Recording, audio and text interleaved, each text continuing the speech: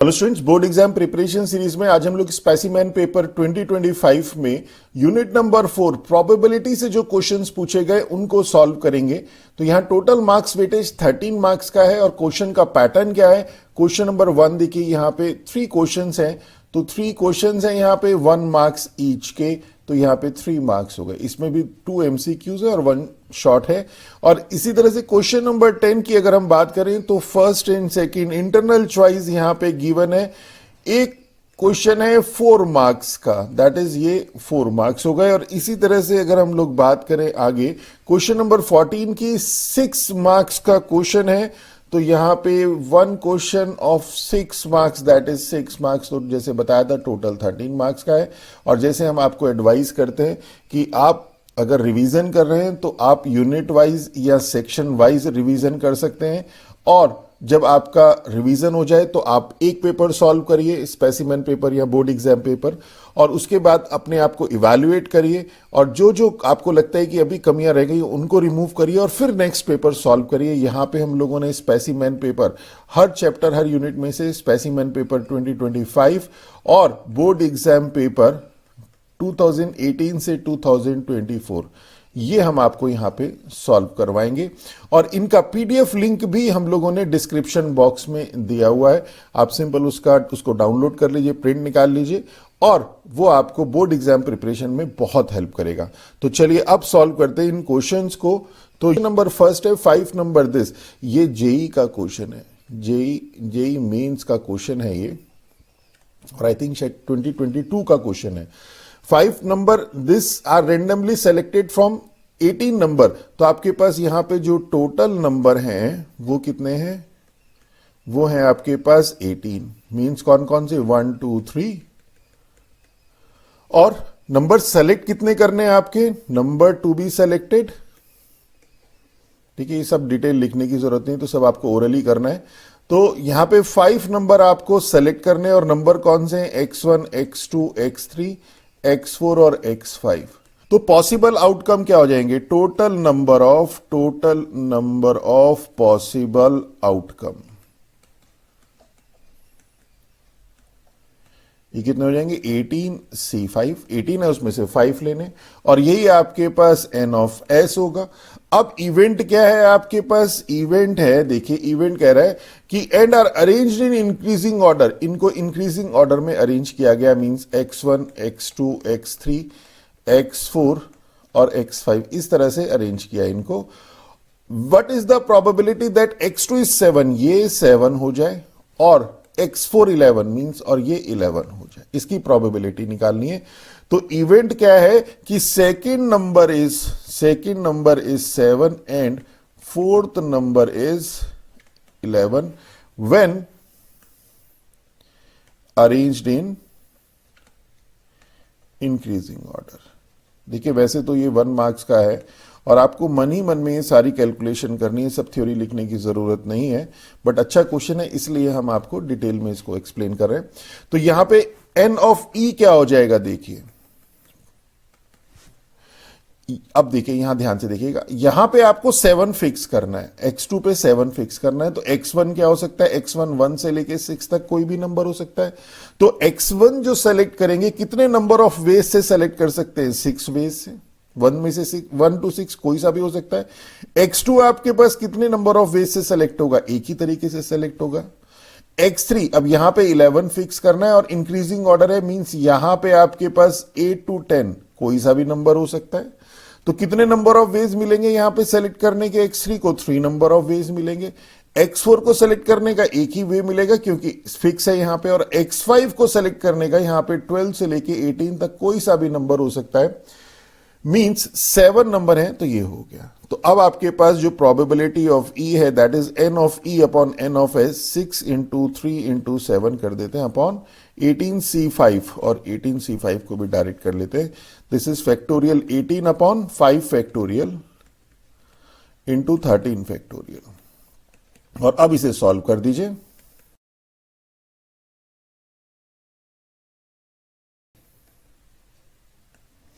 1/68 is our answer. तो यहां पे आपके पास कौन सा है, 1/68 मीन सी। तो ये लिखेंगे हम यहाँ पे क्वेश्चन नंबर फर्स्ट के फिफ्थ का सी और आंसर भी लिखेंगे 1/68। Okay, this is our answer 68। तो चलिए नेक्स्ट देखते हैं। अब इसी का 11th पार्ट है, हालांकि यहां पे मिसप्रिंट है कि given two event A and B such that probability, conditional probability दी और यहां पे पी मिसिंग है, probability of A bar B. हालांकि इससे भी ये क्वेश्चन होगा नहीं, और प्रोबेबिलिटी ऑफ ए और क्या क्या करेक्शन इसमें हो सकते हैं, क्या क्या पॉसिबल करेक्शन, वो भी हम आपको बताएंगे। We have to find the probability of A intersection B dash, और अगर हम इसकी बात करें, this is probability of A minus B. आप इसे वेन डायग्राम से देख सकते हैं, this is A, this is B. तो A intersection B dash means ये वाला part means a minus b, and this is probability of a minus probability of a intersection b। और उसके लिए आपके पास ये तो गिवन है, a फाइंड करना है, और उसके लिए ये जो गिवन डेटा है हम इसको यूज करेंगे, और यहां से ये निकलेगा नहीं। कैसे, देखिए, probability of a bar b, this is probability of a intersection b upon probability of b, and this implies probability of b is equal to probability of a intersection b upon probability of A bar B. तो means हमारे पास यहां पे probability of B निकलेगा, probability of A नहीं निकलेगा। तो इसीलिए यहां पे हमारे पास इस क्वेश्चन में कुछ मिसप्रिंट कह ले, मिस्टेक कह ले, और यहां पे करेक्शन क्या क्या हो सकते हैं। करेक्शन फर्स्ट देखिए क्या क्या पॉसिबिलिटी है। करेक्शन फर्स्ट क्या हो सकता है, करेक्शन फर्स्ट ये हो सकता है कि जो इसने पूछा है probability of A intersection B, वो पूछे find probability of A dash intersection B, तब ये हो सकता है। उस केस में ये हो जाएगा प्रोबेबिलिटी ऑफ बी माइनस ए, ये वाला पार्ट हो गया ना, देखिए ये वाला ए डैश इन, और ये हो जाएगा probability of B minus probability of A intersection B, और वो प्रोबेबिलिटी ऑफ बी यहां से निकल जाएगा, probability of B is equal to probability of A intersection B upon probability of A bar B, और ए इंटरसेक्शन बी है 0.12, ए bar B है 0.25, that is this is 0.4 और 8। तो यहां पे आ जाएगा probability of A dash intersection B is equal to probability of B. Probability of B तो हमें फाइंड हो चुका 0.48, और ए इंटरसेक्शन बी हमारे पास 0.12 है, मींस 0.36। तो आंसर आ गया हमारे पास ए। देखिए ये वाला क्वेश्चन नंबर फर्स्ट का 11th, और ए इज द राइट ऑप्शन 0.36। अब करेक्शन 2 क्या हो सकता है। करेक्शन 2 ये हो सकता है कि जो ये इसने गिवन है, गिवन जो है हमारे पास, वो probability of A bar B की जगह बी बार ए गिवन हो, ये 0.25। ओके, उस केस में प्रोबेबिलिटी ऑफ ए निकल जाएगा हमारा। कैसे कि यहां से हमारे पास this implies probability of B bar A is equal to probability of B intersection A upon probability of A, और probability of A is equal to probability of B intersection A upon probability of B bar A, और probability of B intersection A हमें 0.12 given है, B bar ए 0.25 given है, तो this is 0.48। Okay, और उस case में जो देखिए हमें इनिशियली निकालना था ये वाला, ये फाइंड हो जाएगा। Probability of A intersection B dash is equal to probability of A minus probability of A intersection B, and this is A is 0.48 अभी निकाला, और ये 0.12 गिवन है 0.36, और यहां पे भी सेम क्वेश्चन नंबर फर्स्ट का 11th ए 0.36। ओके, तो कोई से भी केस हो सकता है आपके पास। तो चलिए, अब अगर बोर्ड एग्जाम्स में ये आ जाता है तब क्या होगा, तो आप इसमें से कोई सा भी ऑप्शन मिसप्रिंट लिख दीजिए, और क्वेश्चन जो है देखिए कोशिश करिए इसमें कोई लॉजिक लगाने की, और उसके बाद जो भी लॉजिक लगे उसके अकॉर्डिंग जो आए वो आप इसमें मेंशन कर दीजिए। चलिए नेक्स्ट देखते हैं। अब क्वेश्चन नंबर 10 है, 4 मार्क्स का है ये। तो यहां पे इस तरह के वर्ड प्रॉब्लम क्वेश्चन में मेन इंपॉर्टेंट होता है आपके पास इसमें से डेटा कलेक्ट करना। क्वेश्चन तो आसान है, ये जो पूछे हैं ए बी सी, ये तो बहुत आसान है, पर डेटा कलेक्ट करना थोड़ा ध्यान रखना होता है, लेंथी होता है, तो सारी चीजें स्टेप बाय स्टेप आप नोट डाउन करते रहिए। 3 friend go to a restaurant to have pizza. 3 friends हैं यहाँ पे आपके पास। They decided who will pay for the pizza by tossing a coin. ये तीनों क्या कर रहे हैं, टॉस कर रहे हैं। कॉइन को तो अलग अलग ही टॉस करेंगे ना, ये भी करेगा, ये भी करेगा और ये भी करेगा। It is decided that each one of them will toss a coin तीनों टॉस कर रहे हैं, and if one person get a different result then the other two, तो जो भी डिफरेंट आया, मान लो इसके पास हेड आ गया, इसके पास टेल आ गया, तो ये पे करेगा। अगर इसके पास टेल आया, इसके पास हेड आया, इसके पास, तो ये पे करेगा। और इस तरह से ये पे करेगा। अब ये दो टेल वाला है, दो हेड वाला भी तो हो सकता है, तो यहां टेल यहां हेड आ जाए तो ये पे करेगा, और यहां हेड यहां टेल यहां हेड आ जाए तो, वैसे इसका कोई यूज नहीं है, बट फिर भी मन मन में एक दो आप केसेस बना लीजिएगा तो क्वेश्चन क्लियर हो जाएगा। और इसी तरह से यहां हेड और यहां टेल आ जाए तो ये पे करेगा। ओके, तो क्या कह रहा है कि if all three get same result they will toss again, और अगर सेम आ जाए, हेड आ जाए, टेल आ जाए, तो फिर क्या होगा उस केस में, फिर दोबारा से टॉस होगा। अब A, what is the probability that all three friend will get the same result. Same result कब मिलेगा, हेड और टेल में मिलेगा, यानी कि जो रिक्वायर्ड प्रोबेबिलिटी है, probability of getting same result,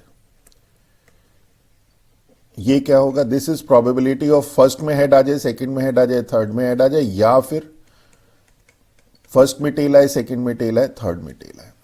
तो देखिए ये इंडिपेंडेंट इवेंट और म्यूचुअली एक्सक्लूसिव इवेंट का केस है, बहुत डिटेल में करा चुके हैं। अब यहां पे फर्स्ट का हेड आए 1/2, इंडिपेंडेंट इवेंट है, ये इंडिपेंडेंट है। सेकंड को हेड आए 1/2, थर्ड को हेड आए 1/2 प्लस, अब या तो ये होगा, ये पूरी इंडिपेंडेंट इवेंट है तीनों, और ये दोनों आपस में एक्सक्लूसिव हैं।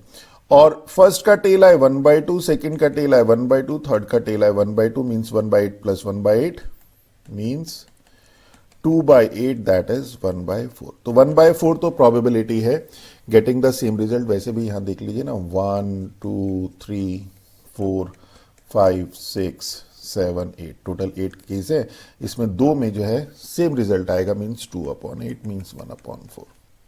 ओके, बी क्या कहता है, what is the probability that they will get a different result in first round of tossing. Different result है, probability of getting different result, same नहीं होना चाहिए रिजल्ट। तो देखिए यहां पे है ना 6 केसेस हैं, तो 6/8, और करेंगे कैसे, इसे ऐसे लिख सकते हैं, 1 minus probability of getting same result. देखिए हमने दोनों तरीके से बता दिया, सैंपल स्पेस लेके भी बता दिया और ऐसे भी बता दिया। 1 माइनस जो इंडिपेंडेंट और म्यूचुअली एक्सक्लूसिव का केस था, सेम रिजल्ट के लिए 1/4 है, तो दैट इज दिस इज 3/4, 6/8 भी 3/4 ही होता है। और नेक्स्ट आपके पास क्या है, सी पार्ट, कि what is the probability that they will need exactly 4 round of tossing to determine who would pay. तो 4 राउंड ऑफ टॉसिंग के लिए क्या होगा, फोर्थ राउंड में पहुंचेंगे ही कब, फोर्थ राउंड में पहुंचेंगे तो तब ना, जब फर्स्ट में आपके पास सेम आ जाए, सेकंड में सेम आ जाए, थर्ड में सेम आ जाए, और फोर्थ में डिफरेंट है, तभी तो पहुंचेंगे। पहले 3 में सेम आना चाहिए ना इसके लिए। तो मींस की probability that exactly 4 round of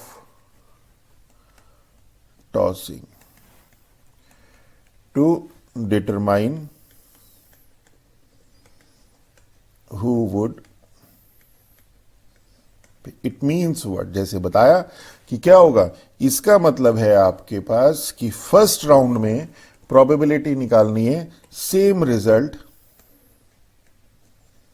in first 3 round and different result, और इसे भी same result in first 3 round को कैसे लिखेंगे, same result in first round and same result in second round and same result in third round. हमने first 3 round हमने थोड़ा short लिखने की वजह से लिख दिया, and different result in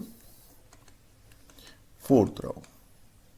okay, अब same result in first round, देखिए सेम रिजल्ट जब आता है एक राउंड में तो उसकी प्रोबेबिलिटी है 1/4, और डिफरेंट रिजल्ट आता है उसकी प्रोबेबिलिटी है 3/4।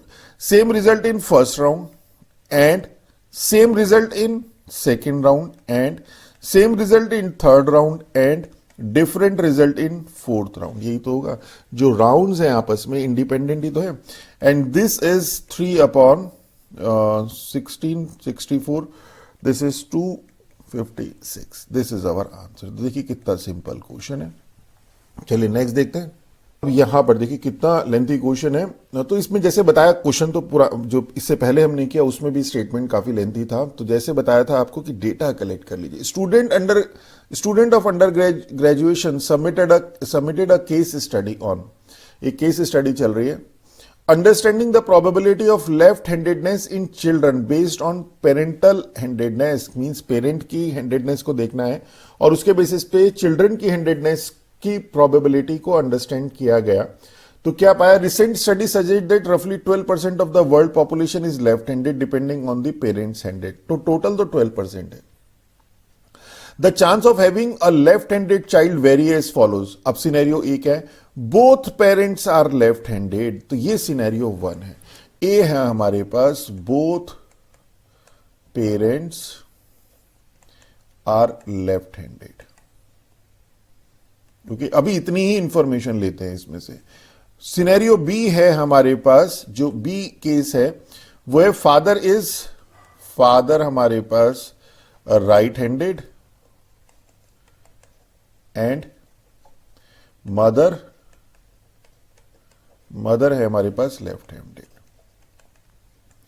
सी क्या कहता है, father is left handed and father is left handed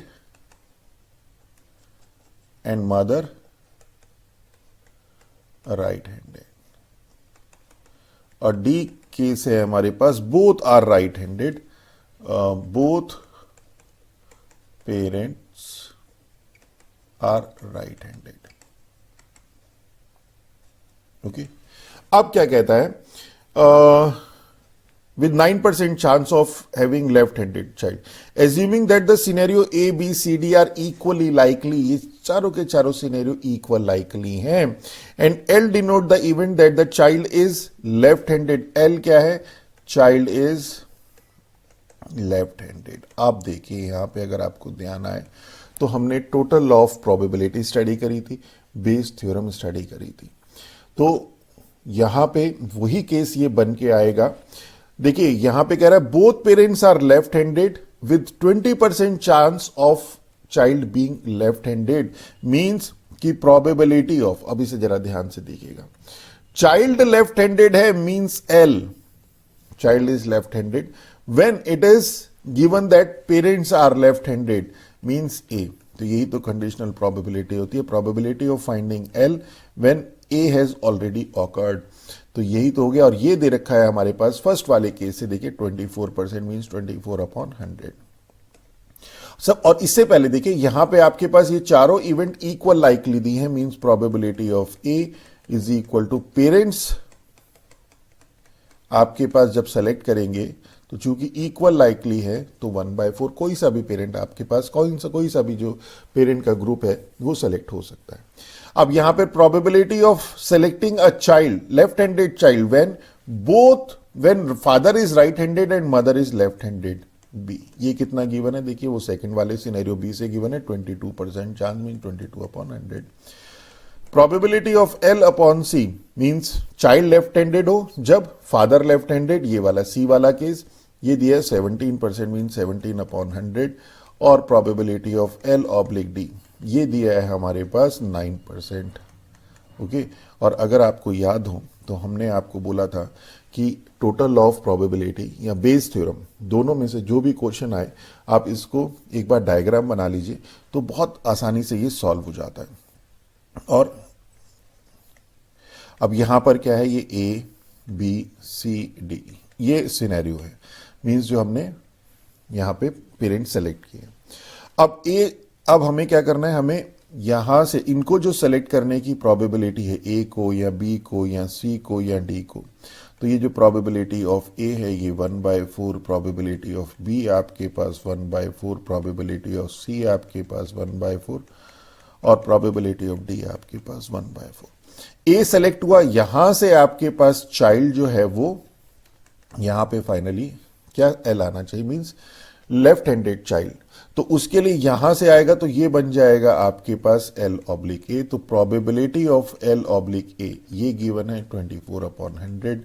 इसी तरह से ये है आपके पास एल ऑब्लिक बी, ये गिवन है आपके पास 22/100 और ये आपके पास है एल ऑब्लिक सी। यहां पे जो सेलेक्ट करेंगे तो ये हो चुका है ना कि सी में से सेलेक्ट कर रहे हैं, तो probability of selecting a left handed child when parents is of category C, that is this is, और सी का है हमारे पास 17/100। हालांकि ये कराने की जरूरत नहीं थी डायग्राम, पर अगर आप इससे करके समझेंगे तो बहुत आसानी से हो जाएगा। और ये टोटल ऑफ प्रोबेबिलिटी का एक क्वेश्चन बोर्ड एग्जाम्स में पूछा गया है, L upon D.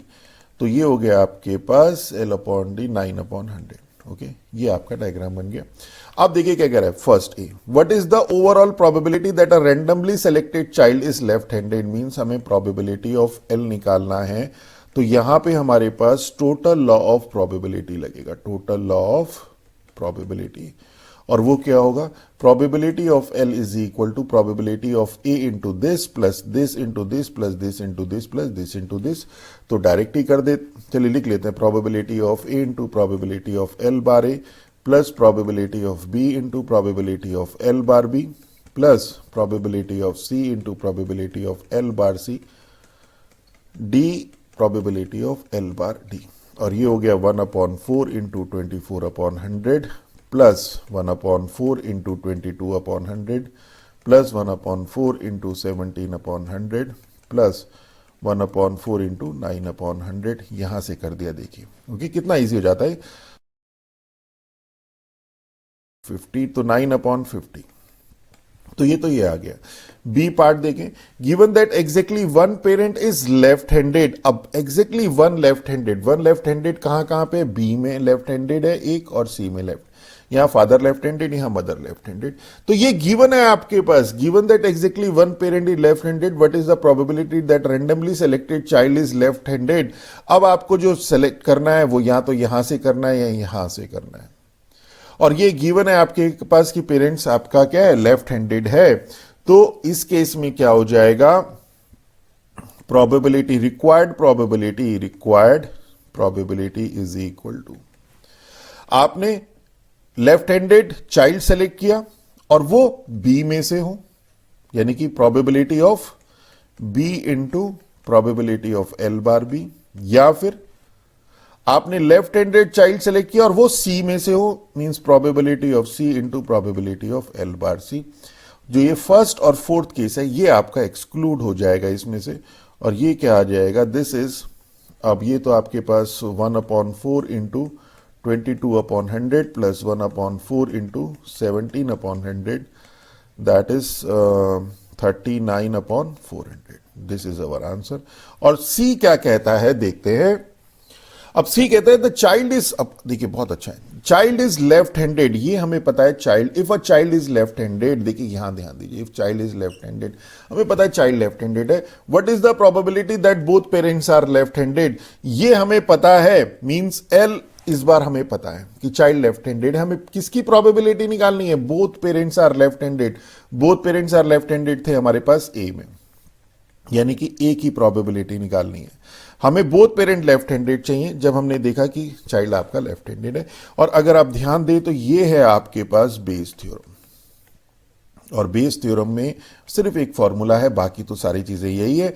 This is probability of A into probability of L bar A upon summation probability of A into probability of L bar A means यहां पे B भी आएगा, सी भी आएगा और डी भी आएगा, उनका ऐड, या फिर हम कहें probability of A probability of L bar A upon ये प्रोबेबिलिटी ऑफ दिस, ये हो जाता है हमारे पास प्रोबेबिलिटी ऑफ एल।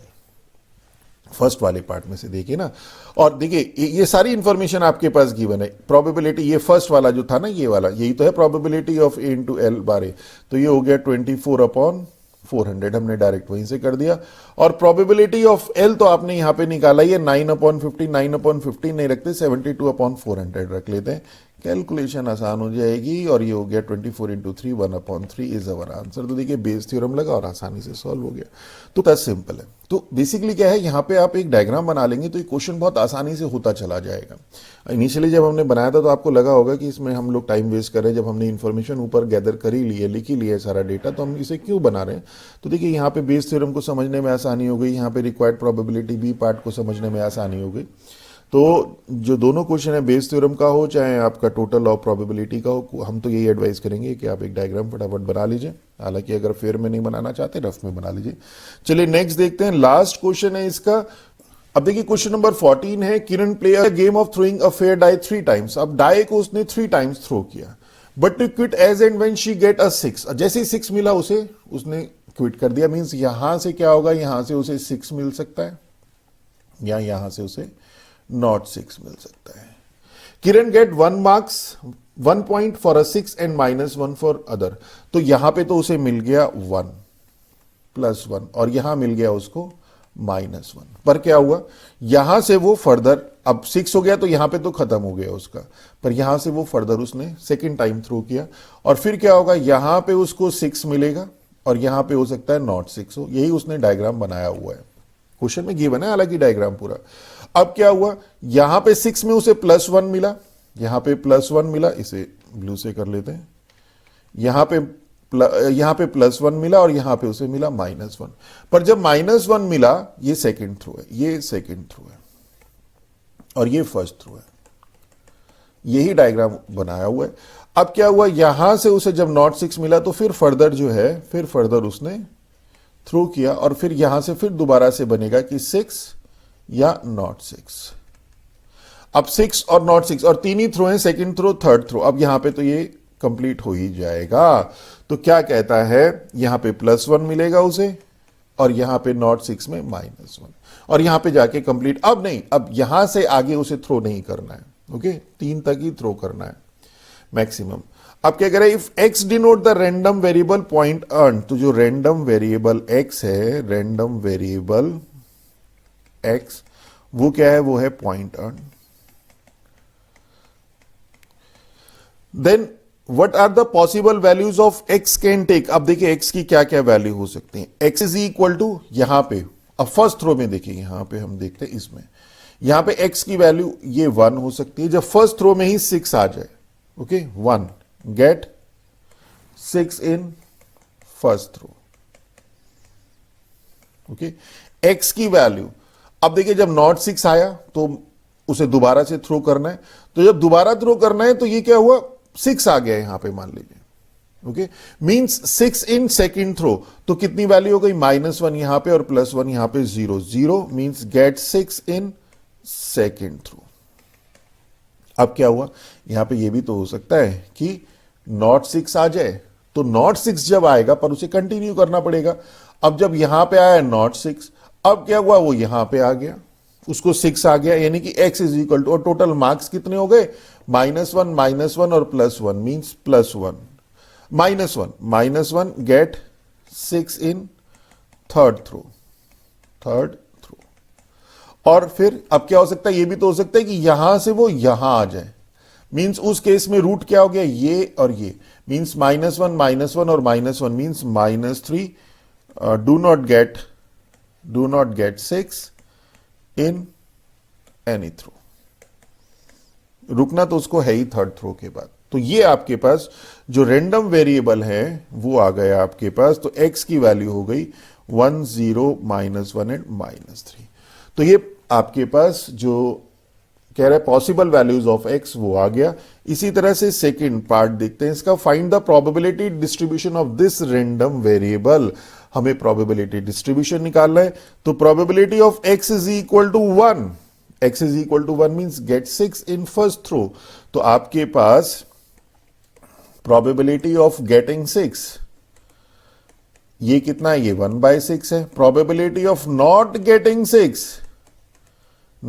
6 ये है 5/6। इसको ध्यान रखेंगे, means x is equal to 1 means get 6 in first throw, तो 6 इन फर्स्ट थ्रो तो आपके पास 1/6 आ गया, ओके। और इसी तरह से probability of x is equal to 0, x is equal to 0 means getting 6 in second throw. Second throw का मतलब है फर्स्ट थ्रो में उसको 6 ना मिले मींस 5/6 यहां से, और सेकंड थ्रो में 6 मिल जाए मींस 5/36।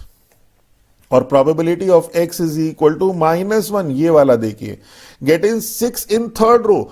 थर्ड थ्रो, तो थर्ड थ्रो में तो तब मिलेगा ना जब फर्स्ट में उसको 6 ना मिले, सेकंड में 6 ना मिले और थर्ड में उसको 6 मिले।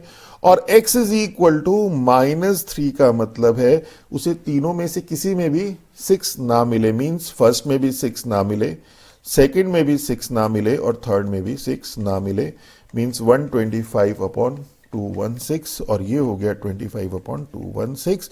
और क्या कहता है, फाइंड द, तो ये डिस्ट्रीब्यूशन हो गया। तो डिस्ट्रीब्यूशन क्या आ गया आपके पास, दिस इज x और px।